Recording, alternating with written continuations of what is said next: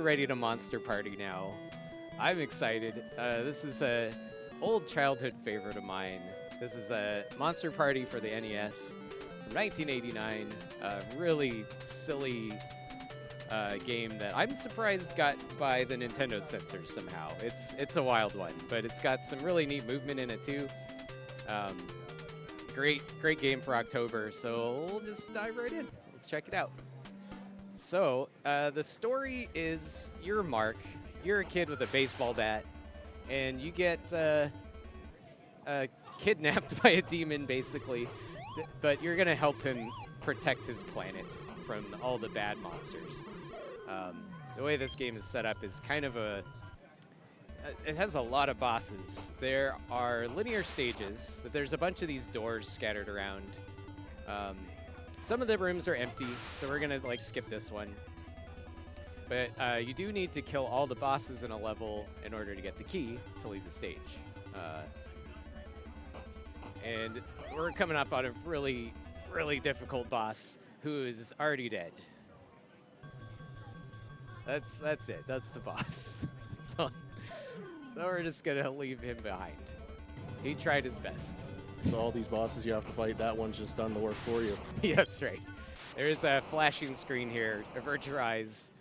Or if you're squeamish, there's blood all over the level now. It's not cute anymore. Yeah, this is a really fun one. All right, I am getting in here for this third boss. Please don't pick on me. This guy causes some problems sometimes. But one strat you might see me doing here, if you jump and have your bat out, you continuously do damage to the bosses. That's kind of the fastest way to kill them most of the time. You might also notice there's those question mark items that pop up. There's a lot of randomness in this game. Those will give you health or points, which aren't worth anything, and the potential for a Burt Pill, which is a power-up I have not grabbed yet intentionally. Burt is the monster we are teaming up with, and if you eat a pill, you transform into him, and he can fly and shoot lasers and stuff. He's pretty cool. We're in the sewer now. Reverse mermaids in full effect. We're going to damage boost through that, or at least try to. Let's mix it up. Got this snake boss here. So it seems like your bat can also reflect all these enemy projectiles, which seems pretty cool for such an old game. It is. It's a really neat mechanic. Yeah, it deflects projectiles, which helps do extra bosses. There are warps in this level, by the way. There's little holes in the wall. Will sometimes take you to new parts of the level. So we're going to route that accordingly. All right, I got the boost through that guy. This is the Fry. Look out, baby. Totally normal bosses in this game. That's a tempura shrimp and an onion ring. Look out for the onion ring. Do you at least get a snack after you kill this boss? I wish. This third thing is kind of mysterious. Mysterious Japanese food of unknown origin. That question mark was fake. They're fake sometimes. All right, we're gonna. Oh, best crawling animation in the NES right there. To show off that too. All right, we're gonna go into this warp. Yeah, you do lose a lot of health on this level, but we're doing pretty good. So then health management is an important part of this run. It is for a while, at least up until the end of level 4. After that, it gets a little bit easier. But that was a weld, throwing plates and some good Japanese ghost story stuff. What's kind of interesting, this game only came out in the US, even though it was made in Japan. There is a Japanese prototype that never came out called Parody World, where a lot of the bosses actually changed. They're a bit of maybe legally dubious use of different IPs, like Xenomorphs and Planet of the Apes references and stuff like that. So they changed some of the bosses in this US version. This really does seem like a good Halloween game. It is, yeah. It's cool. Like, all the levels are really diverse.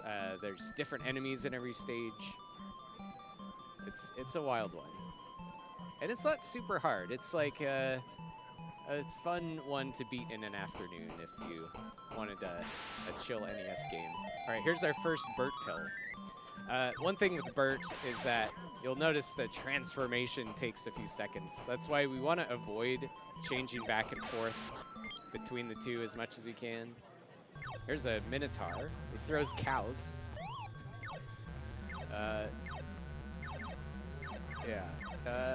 He's not throwing very many of them at me. There's a little trick too with you want to take damage from projectiles over the body of the boss. We're trying to get a stalactite glitch. There we go. You can glitch out the stalactites here so they just fall as soon as they enter on the screen. So do the bosses have set patterns, or are they all RNG? They're very random and erratic. Yeah, their movement is usually random. Their projectiles are random. The question mark items are random. There's a lot of randomness. Speaking of which, we just got a lucky Burt drop, which is really nice to have. That question mark we just got will extend our Burt. Otherwise, you end up switching back to Mark. So I think there's like a 1 in 8 chance of that happening. So that was nice. There's another actual Burt pill there. So that'll get us through this boss. Because some of these bosses are really hard without Burt. Like if you're a Mark and you're fighting this thing, it's a bad time. All right. I imagine it would be pretty cathartic, though, getting to take out a giant spider with a bat. It's true. It's true.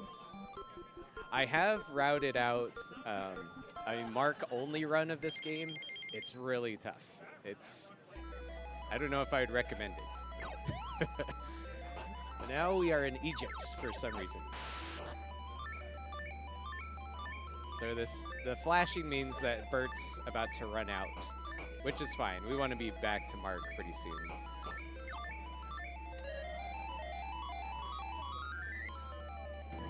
So how long did it take you to learn which levels are good for Burt and which levels are good for Mark? So when I started learning this game, there was already a very well routed run,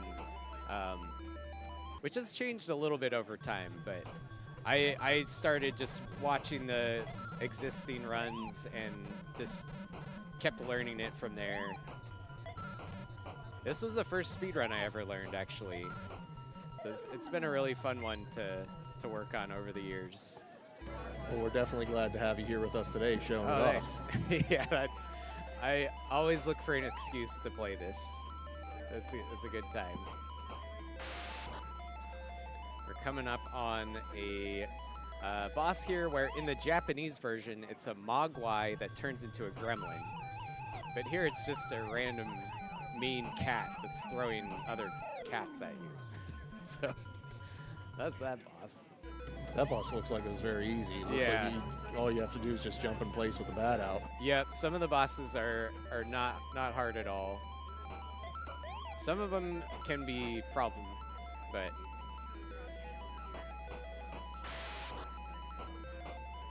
one weird thing I haven't mentioned yet is there's some specific routing in the way, like, certain enemies you kill and certain items you grab will actually affect future enemy spawns. So you might see me avoiding certain power-ups or not killing certain enemies. And that's just to make a cleaner route ahead. So on top of dealing with all the RNG, you have to specifically manipulate it as well. Yep. Yeah, it's the speedrun is deeper than it looks, I will say. It's pretty interesting. If anyone is curious to learn this game, I did make a tutorial. It's probably too long. It's one of those like 2-hour-long tutorials where I sound like a crazy person trying to describe how everything works. But if anybody is looking to learn this one, it's a fun time. Other than the RNG, oh, we got stuck in the block up there. That was cool. Now, before we completely leave Egypt, I have to ask, is there any explanation for why we had a samurai and a punk rocker here? No, there's no explanation for anything. Oh, I love these imposter sharks. Little fish with giant shark fins. These are good. So now this level's pretty chill. Now health is no longer going to be a concern for us for basically the rest of the game. This boss is crazy. Watch my dance. Get those dance emotes in chat if you got them. Another quick breather in the middle of your run. Yep. This is a good time to show off Mark's dance moves. Gotta do the worm. So this boss, it took me a long time to figure this out when I was a kid. But if you hit this boss, he like falls over and then gets back up. And he'll do that indefinitely until you just stop and watch him dance, like you said. You just have to pay attention. It's so interesting and so different from a lot of games of the era where there's bosses that you just walk in the room and let them do a thing to win. Yeah, really pretty creative. Here's a legally distinct Mega Man made of wood. There we go. Yeah, this level only has 2 bosses, so we already have the key. We'll just calmly jump over this water. You don't die if you fall in the water. You can usually hop out. You might take damage if you're standing in it for too long.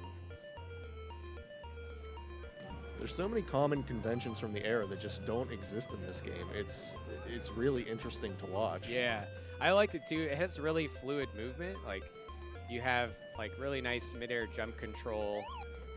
You can also hit down and you like fall down a little bit faster. Yeah, really pretty fun game. If you're playing casually though, this next level is a nightmare. So this is the maze. Luckily I have this route memorized, but basically these doors will teleport you all over the place. There's some pants. Look out for the pants. There's fireballs. The music's very spooky. This already seems like the kind of thing that would take me 2 hours to get through on my own. yeah, it's pretty bad. Now we're Bert. We're gonna try to be Bert for the rest of the game if we can help it. We don't want to be Mark anymore. This Bert is really good for the remaining bosses. Luckily, there's only one boss in this maze level. He's right here. Which one? It's always the same face. Only one of these faces takes damage. So at least that's not random. That is a refreshing breath of air in all the chaos that goes on in the rest of the level. Yeah. So we're just going to try to get to the exit door. There is a Burt Hill I'm going to try to get to in time. We'll see if we can make it. It might be close. You have to take a little detour here. Let's go and get it. No! Oh, we almost had it. But yeah, you can kind of see you lose like 8 seconds by not chaining that together. Well, you had to check up on Mark, make sure he was still okay before going further. Gotta let Mark see the haunted house for a few seconds. All right, level 7. This level goes upwards. There's a kind of interesting thing in this level I'll talk about in a second. Here's Royce. He's a reference to Kafka's Metamorphosis that I'm sure every little kid would understand and think is hilarious. So we just got another Burt Pill there. This level has 3 bosses, but if you kill all 3 bosses, you lose your key, and you can't leave the stage. So you're soft locked into the stage. So you only want to kill 2 of the bosses. We've got a number of dance emotes in chat to celebrate the Excellent. music in this game. Yeah, it has some good tunes. I like the music in this. Okay, we're getting our Burt Pill extended again. And here's our second boss. It's a spider again, but with a 2 on it. Real quick, we have a $50 donation from Steffi. Says, love Burst Error, love Monster Party. Best in 3. Thank you. All right. So that is level 7. We're almost done with this game already. This game's not super long. And level 8, we're going to go left at the start of level 8. A lot of people miss this door. But there's a boss in here. This is one of the most annoying bosses in the game. We got a really good pattern, though. That was as good as it can be, I think. This game really does push a lot of the limitations of the hardware for all the different things that it does. It's pretty cool, yeah. It's another great game from Bandai. We're gonna come up on a second boss here. He has a bunch of arms. He's pretty easy. You just get right up to him. Yeah, there's like, this level's kind of trippy. There's like weird candles attacking you and witches flying around. You're getting attacked by constellations. Yeah, every level is just really unique. Okay, we got our Burt Hill extended again. This boss is fun. Oh boy, Mark Suit. He's got like a bloody stump chasing him around. There we go. Doesn't seem to have too good eyes if he thinks you're Mark right now. Yeah. That boss, if you're Mark, he's pretty hard. Because Mark has to like jump over him and try not to get hit. And yeah, the Mark only run, level 8 is so brutal. You need to have a ton of health to survive as Mark. I have noticed you get some health back at the end of levels. I imagine that's pretty critical in getting through this level without Burt. Yep, it helps a lot. The prototype version removes that also, so the prototype is actually really difficult because you don't get the extra refills. So this is the final boss. He can only be damaged when his nose is open, and he does that completely randomly, which we were lucky he did it already. But sometimes he can just close his nose for like 45 seconds, and you're just stuck waiting there forever. But that was time right there, and that's Monster Party. Is that another eye in his nose? I think so. I do want to show off some of the ending here. This is one of the best ending sequences on the NES. So Burt is giving Mark a gift for helping save his monstrous planet. Mark went home. He excitedly opened the box. And wow, a beautiful princess came out. Look at that. Oh, what could go wrong here? Oh, but suddenly the princess became a monster. And more monsters followed her. I don't know how Nintendo let this one slide through. There's a lot of blood and scary stuff in this game. So Mark was scared and screamed. Ah! And then his face melts off. So yeah, just typical NES game stuff right here.